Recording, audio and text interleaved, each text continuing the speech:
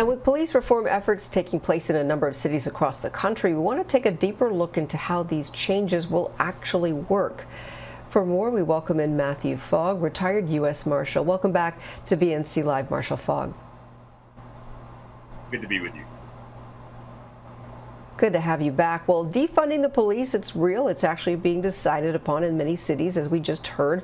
So how will redirecting funds to other agencies or departments affect how police actually do their job?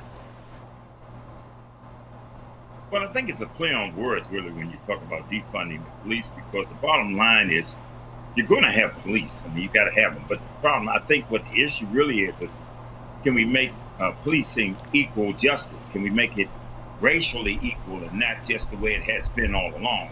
So if we can do that, I think that's what the defunding is. And really this whole thing of the war on drugs, I mean, I was in the midst of it during the 80s and the 90s, and we realized we were not winning that war on drugs. It was just simply getting our numbers up. And what they did was just simply targeted most of to the urban areas, the black areas. And then you start to have more types of incidents where it looks like, where you get it on video camera, where you can see people of color are not given the same deference when it comes down to white individuals. So when you're talking about defunding and you're talking about reallocating these funds, like I just heard them talking about in Oakland, using the funding for social justice programs and stuff, that's a good thing. I mean, people, if we can take these programs and start to help people, treat this thing instead of a drug thing, but more of a physical problem, a mental issue, a drug issue, then I think we can deal with it. But that's what I see with defunding the police. If you can start shifting those funds to things of that nature. And we know that these trial reform projects are beginning in cities like Denver, San Francisco, Oakland, like we just heard from Ansar.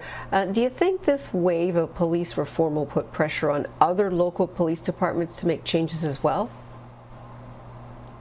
I think so, yes. I mean, because the bottom line is, if you start to take the emphasis away from just simply going after people simply because they have drugs or so forth, just like that incident we saw that happened in North Carolina where you got a guy in a car and he's driving off. If it's just a drug situation, you don't need to be shooting at vehicles. Now, of course, we in our line of work, we determine whether or not we feel our life is in danger, and then we make the call. But the reality of it is, I think a lot will change in the smaller departments because they're just not going to have the funding that they used to have to do the things they wanted to do in these areas. So I think that's the big emphasis right now. Again, I've always said all along, if it was an equal opportunity, of course, if we treat everybody similarly, we wouldn't be having problems anyway.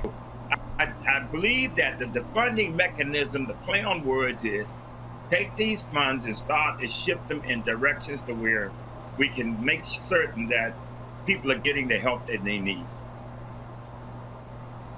Now, we are seeing some police departments at least try to change policies, particularly as they respond to 911 calls. But do you think these changes will actually have an effect on police killing black people in overwhelming numbers?